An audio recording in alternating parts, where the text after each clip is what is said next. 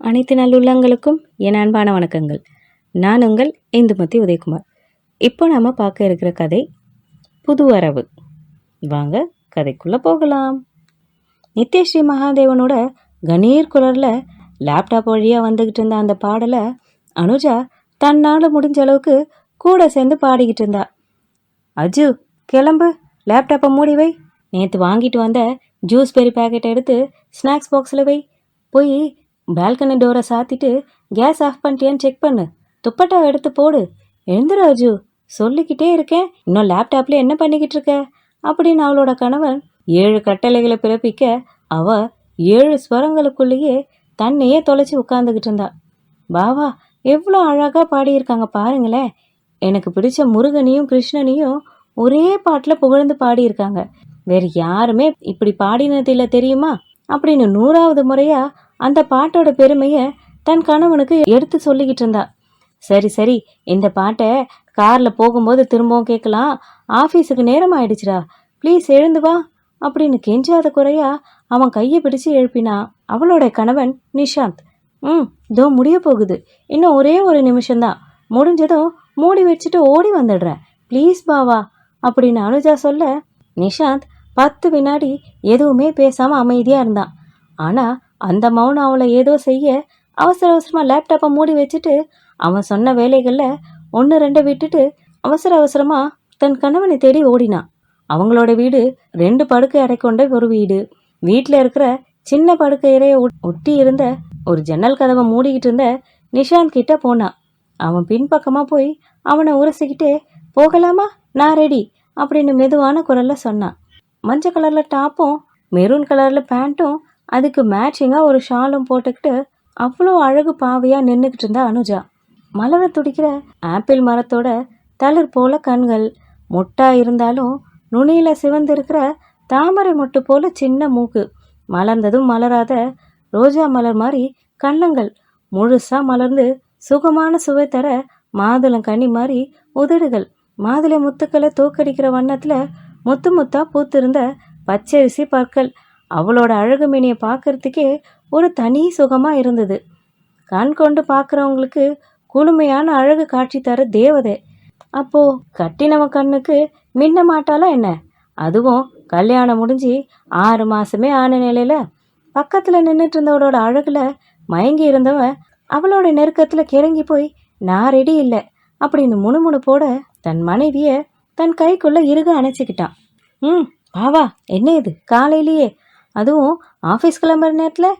இன்னைக்கு உங்கள் டிஎம் வேற வராங்கல்ல, ஏதோ முக்கியமான மீட்டிங் இருக்குன்னு சொன்னீங்களே, வாங்க பாவா.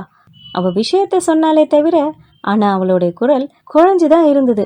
சரியா 10 நிமிஷத்தில் சுதாரிச்சுக்கிட்டு விலகின நிஷாந்த் லேசா கசங்கி இருந்த சட்டையை சரி செஞ்சுக்கிட்டு, கொஞ்சம் தள்ளியே நடந்து வா அப்படின்னு சொல்லிட்டு சொன்னானே தவிர அவ கைகளை அழுத்தமாக பிடிச்சிக்கிட்டே காரை நோக்கி போனான். ஒரு கையில் மனைவி, இன்னொரு கையில் லேப்டாப் எடுத்துக்கிட்டு அவன் நடக்க அவனுக்கு லஞ்சு ஸ்நாக்ஸ் பாக்ஸ் எல்லாம் எடுத்துக்கிட்டு அவன் கூடவே நடந்தா அனுஜா. காரில் ஏறி உட்காந்துட்டு திரும்பி பார்த்தவ திரும்பவும் தன் மனைவி இல்லைன்றதை உணர்ந்ததும் சுற்றுமுற்றும் பார்த்தான். அங்கே ரேவந்தோட வம்பாலத்துக்கிட்டு இருக்காளா அப்படின்னு அவன் யோசிச்சுக்கிட்டு இருக்க, அவன் என்ன பொய்க்காதபடி அனுஜா அங்கே தான் நின்றுக்கிட்டு இருந்தான். யூ சீட், இன்னைக்கு சாயங்காலம் கண்டிப்பாக சொல்லணும், 2 நாளாக என்னை ஏமாற்றிக்கிட்டே இருக்க, ஆஃபீஸ் போயிட்டு வந்து உன்னை வச்சுக்கிறேன் போடா அப்படின்னு அவன்கிட்ட சண்டை போட்டுக்கிட்டு இருந்தா. அனுஜா அப்படின்னு நிஷாந்த் பொறுமை இழந்து சத்தமாக கூப்பிட, அச்சிச்சோ, நல்லா திட்டு வாங்க போகிறேன் உன்கிட்ட பேசுறதுக்கு, அதுவும் வேலைக்கு போகிற நேரத்தில் உன்கிட்ட பேசுகிறத பார்த்துட்டாங்களா, இன்னைக்கு ஒரே சண்டை தான், போ, நல்லா மாட்டிக்கிட்டேன், எல்லாம் உன்னால தான், இன்னைக்கு வேலை முடிஞ்சு வந்ததும் உன்னை வச்சுக்கிறேன் பார். நிஷாந்த் இன்னைக்கு லேட்டாக தான் வருவாங்க, அதனால முன்னாடி வந்து உன்னை டின்னு கட்டுறேன் மிரட்டிக்கிட்டே காருக்குள்ளே வந்து உட்காந்தா அனுஜா. எப்போ பார்த்தாலும் அவனோட என்ன வாயரட்ட அவளை கடிஞ்சா நிஷாந்த். அவளை திட்டிக்கிட்டே வந்தாலும் கவனத்தோட கார் ஓட்டிக்கிட்டு வந்தான். சும்மா தான் அவனை பார்த்தாலே வம்பு பண்ணணும் போல இருக்கு. வெள்ளந்தியா சிரிச்ச தன் மனைவியோட முகத்தை பார்த்தவன் ஒன்றும் சொல்ல முடியாம அவ கண்ணங்களை தட்டி விட்டு, இன்னும் நீ சின்ன குழந்தை தாண்டி அப்படின்னா. அவனோட பாராட்டுக்கு ஒரு வெக்கச்சிரிப்பை பரிசா கொடுத்தவளோட கை கார்ல இருந்த பிளேயர் ஆன் பண்ணி நித்யஸ்ரீ மகாதேவனோட பாட்டை போட்டுக்கிட்டு இருந்துச்சு. திரும்பவும் ஒரு முறை அந்த கணீர் குரல்ல அதே பாடல் திரும்பவும் மெய் மறந்து கேட்க ஆரம்பிச்சா. அவளோட இந்த வித்தியாசமான ரசனைகளை நினைச்சு பார்க்கும் பொழுது நிஷாந்துக்கு வியப்பா இருந்துச்சு. அதை வாய் விட்டும் கேட்டான். கண்ணன்னோ கந்தன்னோ ஒரு நிமிஷம் உருகுன்னு உருகி தள்ளுற, ஆனா மறு நிமிஷமே ஃபாஸ்ட் பீட்ல ஒரு டூயட் பாட்டு. என்னதான் இருக்கும் உன் மனசுக்குள்ள?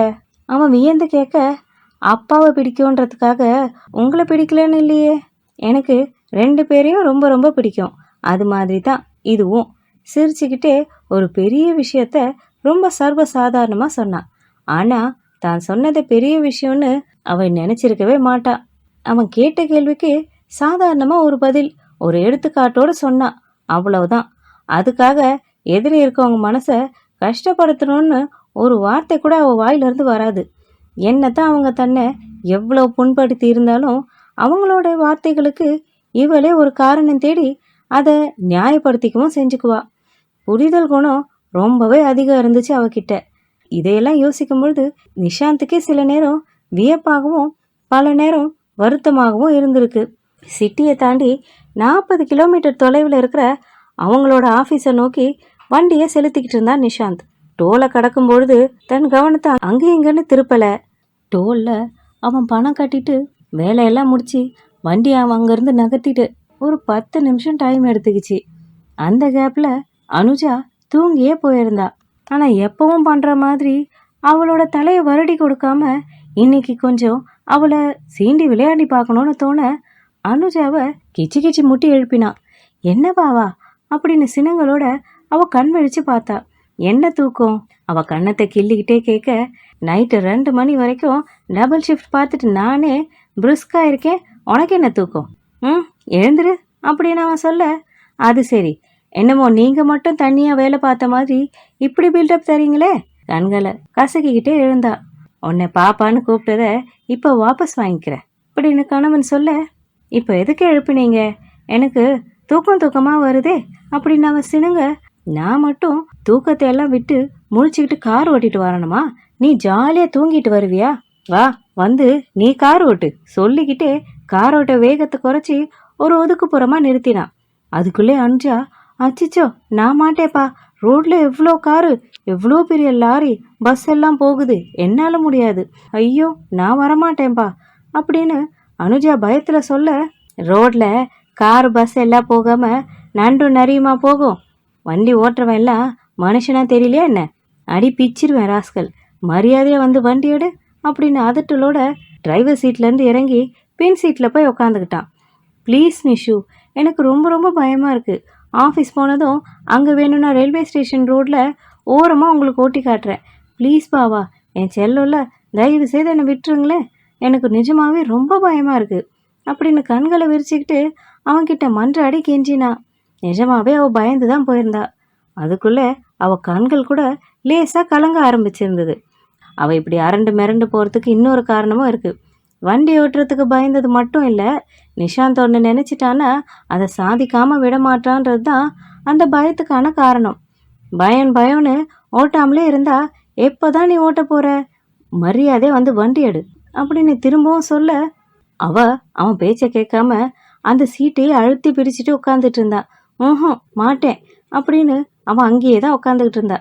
இன்னைக்கு நீ தான் வண்டி எடுக்கிற, நீ எடுக்கிற வரைக்கும் நாம இங்கேயே தான் இருக்க போறோம் சொல்லிட்டு வேற பக்கமா திரும்பிக்கிட்டான். ஐயோ பாவா, என்ன இது, ஆஃபீஸுக்கு லேட் ஆகுது பாருங்க, வண்டி எடுங்களே, எல்லாரும் நம்மளே தான் பார்க்குறாங்க. உங்களுக்கு டிஎம் கூட மீட்டிங் இருக்குன்னு சொன்னீங்கல்ல, சீக்கிரம் போக வேண்டாமா? ஏன் இப்படி பண்ணிக்கிட்டு இருக்கீங்க? நீங்கள் வேலை விஷயமா வெளிநாடு போகும்பொழுது நானே தனியாக கார் எடுத்து ஓட்டணும்னு நீங்கள் நினைக்கிறது எனக்கு புரியுது. நான் நிஜமாவே சீக்கிரம் கற்றுக்குறேன். ஆனால் இப்போ வேண்டாமே. உங்களுக்கு வேற உங்கள் காரை எவ்வளோ பிடிக்கும்னு எனக்கு நல்லாவே தெரியும். அதை கொண்டு போய் நான் எங்கேயாவது முட்டிட்டா உங்களுக்கு எவ்வளோ கஷ்டமாக இருக்கும். வேண்டாம் பாவா. என்னென்னமோ சொல்லி கெஞ்சி பார்த்தா. ஆனால் நிஷாந்த் எதுக்குமே பதில் சொல்கிற மாதிரி இல்லை. பாவா, எனக்கு நிஜமாவே பயம்தான், நான் பொய் சொல்லலை. ஆள் இல்லாத இடத்துல ஓட்டி பார்த்துட்டு அப்புறம் எடுக்கலாமா? ஒரு 10 நாள் டைம் கொடுங்களேன். 10 நாளா? கடந்த 2 மாசமா நம்ம இந்த வேலையை தான் பார்த்துட்ருக்கோம்னு நினைக்கிறேன். இப்போ 10 நாளில் என்ன பழகிட போகிற? சரி, 10 நாள் வேண்டாம், ஒரு 5 நாள் இல்லை ஒரு 3 நாள் அட்லீஸ்ட் ஒரு நாளாவது கொடுங்களேன் அப்படின்னு அந்த அளவுக்கு இறங்கி வந்தா. நான் வேற ஓட்டு தெரியாமல் ஓட்டிட்டு போய் எங்கேயாவது முட்டிட்டா, நான் வேற உங்களுக்கு ஒரே ஒரு பொண்டாட்டி, எக்ஸ்ட்ரா ஃபிட்டிங்னு கூட யாருமே இல்லை, வேணா புதுசாக யாராவது ஒருத்தரை தேடி வச்சுக்கிட்டு அப்புறமா வேணா கார் ஓட்டலாமா, என்ன நான் சொல்கிறது அப்படின்னு அவ்வளோ அழுகையிலையும் அவனை நக்கல் பண்ணிக்கிட்டே கேட்டா. உனக்கெல்லாம் யாரடி லைசன்ஸ் கொடுத்தா, பணம் கொடுத்து வாங்கிட்டீங்களோ இல்லை என்ன இன்ஸ்பெக்டர் உங்கள் சொந்தக்காரனா அப்படின்னு சிரிப்போடு கேட்க, ஐயா எப்படி கண்டுபிடிச்சிங்க அப்படின்னு துள்ளலாம் கேட்க, பணம் தான் கொடுத்தீங்களா நிஷாந்த் ஆச்சரியமாக கேட்டான். இல்லை இல்லை, பிரேக் இன்ஸ்பெக்டர் இருக்கார்ல, அவர் எங்கள் சித்தப்பாவோட மச்சினனோட சகலையோட தம்பி. ரோடு டெஸ்ட்டுக்கு சின்ன அண்ணனை தான் கூட்டிகிட்டு போனேன். கூடவே அப்பா பேரை சொன்னதும் உடனே லைசன்ஸ் கொடுத்துட்டாங்க. ஒரே ஒரு வாட்டி வண்டியை நேர் ரோட்டில் ஓட்டி காட்டினேன், அவ்வளவுதான். யாரும் கூட இல்லாமல் தயவு செய்து வண்டியை ஓட்டக்கூடாதுமா அப்படின்னு சொல்லி அந்த மாமா எனக்கு லைசன்ஸ் கொடுத்துட்டாரு. அவர் பேரை கூட மறந்துட்டேனே, ஜானகிராமனோ வெங்கட்ராமனோ ஏதோ ஒன்று. காலேஜில் செகண்ட் இயர் படிச்சுக்கிட்டு இருக்கப்போ வாங்கினேன் அப்படின்னு தன் பெருமையை பேசிக்கிட்டு இருந்தா. வாங்கின லைசன்ஸை ஆயுத பூஜை நேரத்தில் எடுத்து பூஜை பண்ணுறதுக்கு மட்டும் வச்சுக்கோ, வேற எதுக்கும் உபயோகப்படுத்தக்கூடாது, சரியா? தப்பி தவறி கூட காரோட்டை எடுத்து பயன்படுத்திடாத அப்படின்னு திட்டிக்கிட்டே வண்டியை ஸ்டார்ட் பண்ணா நிஷாந்த். ஆஃபீஸ் காம்பவுண்ட்குள்ளே வந்தது கூட தெரியாமல் தூங்கிட்டு இருந்த மனைவியை கொஞ்ச நேரம் உத்து பார்த்துக்கிட்டு இருந்தான். எவ்வளோ சொந்தங்க, எவ்வளோ அன்பு, காட்டாட்டு வெள்ளம் போல் பொங்கி பெறுகிற பாசம். எல்லாத்தையும் விட்டுட்டு எனக்காக தேவையில்லாமல் அவகிட்ட போய் இவ்வளோ கோபத்தை காட்டிட்டோமே அப்படின்னு தன்மையிலேயே கோபம் கொண்டான். இந்த கோபத்தோட விளைவா அவள் கன்னத்தை தட்டி மென்மையாக எழுப்பினான். அவள் எழுந்ததும் 2 பேருமா சேர்ந்து ஆஃபீஸ்குள்ளே போய் கேன்டீனுக்கு போனாங்க காலை உணவை சாப்பிட.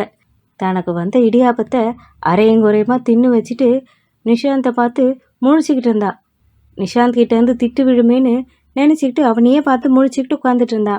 நிஷாந்த் தன்னோட சாப்பாடை முடிச்சுட்டு ஒரு ஹார்லிக்ஸையும் குடிச்சு முடிச்சிருந்தான். கார் ஓட்டுறது தெரியலன்னு சொன்னதுக்கே கோபப்பட்டவன் சாப்பாடு வீணாக்கினா இன்னும் அதிகமாக கோபம் வரும்னு அவளுக்கு நல்லாவே தெரியும். தேவையான அளவு மட்டும் வாங்க வேண்டியது தானே, வாங்கி தட்டில் வச்சுட்டு எதுக்கு இப்படி வீணாக்கணும்? சாப்பாடை வீணடிக்க கூடாதுன்றது அவனுடைய கொள்கைகளில் ஒன்று. அதை அவனும் சரி அவனுக்கு நெருக்கமானவங்களும் கடைப்பிடிக்கணும்னு அவன் எதிர்பார்க்கறதும் இவளுக்கு நல்லா தெரியும். ஆனால் சாப்பிட முடியாமல் திருன்னு முழிச்சுக்கிட்டு உட்காந்துட்டு இருந்தா அனுஜா. அவன் முன்னாடி ஒரு மாதுளப்பழ ஜூஸை கொண்டு வந்து வச்சுட்டு, என்ன ஆராய்ச்சி, சீக்கிரம் சாப்பிட்டு முடி, ஆன்சைட்டுக்கு டைம் ஆகலையா உனக்கு அப்படின்னு அவளை விரட்டினான். உங்களுக்கு ஆன்சைட் கூட இருக்கா பாவா அப்படின்னு அவள் வியப்பா கேட்க, உனக்கு சொன்னேன்டி அப்படின்னு சிரிப்போடு சொன்னான். ஆமாம், கிரண் சீக்கிரமாகவே தூங்க போயிடுறாரு, போய் கால் பண்ணணும் அப்படின்னு அனுஜா வேற வழி இல்லாமல் மிச்சம் வைக்காம எல்லாத்தையும் மென்று முழுங்கினான். லஞ்சுக்கு போகும்பொழுது கால் பண்ணட்டுமா, இன்னைக்கு வேற யார் கூடயாவது சாப்பிட போறீங்களா அப்படின்னு அவ கேட்க, தெரியலடா, ஒரு 12:30 மணிக்கா சொல்கிறேன் அப்படின்னு தன் மனைவி கிட்ட சொல்லிட்டு அங்கிருந்து கிளம்பினான். அவன் கொடுக்க போகிற அந்த ப்ரெசன்டேஷனுக்கு வாழ்த்து சொல்லிட்டு அனுஜாவும் தன் வேலையை பார்க்க தன்னோட ரூமுக்கு போனான். அவங்கவுங்க வேலை இடத்த அவங்க அடையிறதுக்கு முன்னாடி அவங்க வேலையை பற்றின சில விஷயங்களை தெரிஞ்சுக்குவோம். ஒரு புகழ்பெற்ற மல்டிநேஷ்னல் கம்பெனியில் 2 பேருமே வேலை செய்கிறாங்க. கணவன் சேல்ஸ் டிபார்ட்மெண்ட்லேயும் மனைவி சாஃப்ட்வேர் டிபார்ட்மெண்ட்லேயும் இருக்கா. அவங்க வேலை இடத்த வச்சே அவங்களோட வேலை சுமையை ஈஸியாக கணிச்சிட முடியும். நிஷாந்தோட வேலை அவனோட கவனத்தையும் நேரத்தையும் ரொம்ப அதிகமாக எடுத்துக்கும். அதுக்கு நேர்மாறாக அனுஜாவோட வேலையோ 9லேருந்து 5:30 வரைக்கும்னு அக்மார்க் வேலையாக இருக்கும். அதையே 2 பேருக்கும் பிடிச்சிருந்ததால இவங்களோட வேலை ஒரு சுமையாக அவங்களுக்கு தெரியல. இன்னை வரைக்கும் வேலையை சுமையாக நினைக்காம சுவையாக அனுபவிச்சே 2 பேரும் அவங்கவுங்க வேலையில் ஈடுபட்டாங்க. சரியாக 12:30 மணிக்கு நிஷாந்தோட லேப்டாப்பில் ஒரு மெசேஜ் வந்தது, பாவா அப்படின்னு. அனுஜா சரவண பாண்டியன் பேரில் வந்த அந்த மெசேஜுக்கு பதிலாக, அஜு எனக்கு வேலை இருக்குது, கொஞ்சம் டைம் கொடு அப்படின்னு பதில் அனுப்பி வச்சான். கொஞ்ச நேரம் காத்திருந்தவ நிஷாந்த் அப்படின்னு அனுப்ப, இன்னொரு 10 நிமிஷம் ப்ளீஸ் அப்படின்னு திரும்பவும் பதில் அனுப்பினான். அவன் கேட்ட 10 நிமிஷத்துக்கு மேலாக இன்னொரு 10 நிமிஷம் கூட டைம் கொடுத்தா. அதுக்கு மேலேயும் இல்லாமல் அவனுக்கு கால் பண்ணலான்னு நினைக்கும் பொழுதே நிஷாந்த் கிட்டேருந்து ஒரு மெசேஜ் வந்தது, எனக்கு டைம் ஆகும் போல், நீ லஞ்சுக்கு போ, நான் கணபதி கூட போகிறேன் அப்படின்னு பதில் வந்தது. சரி சரி, ஒன்றே ஒன்று மட்டும் கடைசியாக கேட்டுட்டு போயிடுறேன் அப்படின்ட்டு அனுஜா கேட்க, இன்னைக்கு நான் சிக்கன் பிரியாணி சாப்பிடவா ப்ளீஸ் அப்படின்னு ஒரு மெசேஜ் வந்தது. அதை பார்த்து சிரிச்சுக்கிட்டே, உனக்கு பிரிச்சதை சாப்பிடு, ஆனால் வீணாக்காமல் சாப்பிடு அப்படின்னு பதில் கொடுத்துருந்தான். தேங்க்ஸ் பாவான்னு சொல்லிட்டு கிளம்பினவ திரும்ப அவனுக்கு 5 மணிக்கு வீட்டுக்கு கிளம்புறதுக்கு மெசேஜ் அனுப்பினா. நான் கிளம்ப மணி 7 ஆகும் அஞ்சு, நீ ஆஃபீஸ் பஸ்லேயே போயிடு அப்படின்னு சொல்ல, நான் வேணா வெயிட் பண்ணட்டுமா அனுஜா கேட்டா. வேண்டான்னு அவன் மறுத்துடவே அவ தன்னோட ஆஃபீஸ் பஸ்லேயே வீடு வந்து சேர்ந்தா. தன் மனைவியை சீக்கிரமாகவே அனுப்பிட்டு 8:30 மணி அளவில் வீடு வந்து சேர்ந்த நிஷாந்தை அழுது சிவந்த கண்களோட அனுஜா வரவேற்றா. தான் இல்லாத அந்த 2 மணி நேரத்தில் என்ன நடந்திருக்குன்றதை யூகிச்சவன் தன் மனைவி கிட்ட போய் அவளை ஆற தழுவி ஆறுதல் சொன்னான். அப்படி என்ன நடந்திருக்கும்? இந்த கதையோட தொடர்ச்சியை அடுத்த பகுதியில் நம்ம பார்க்கலாம். இந்த கதை உங்களுக்கு பிடிச்சிருந்தா லைக் பண்ணுங்கள், ஷேர் பண்ணுங்கள். இன்னும் இது மாதிரி பல நல்ல கதைகளுக்கு நம்ம சேனலை மறக்காமல் சப்ஸ்கிரைப் பண்ணிக்கோங்க. திரும்ப அடுத்த வீடியோவில் நான் உங்களை சந்திக்கிறேன். அதுவரையில் நன்றி.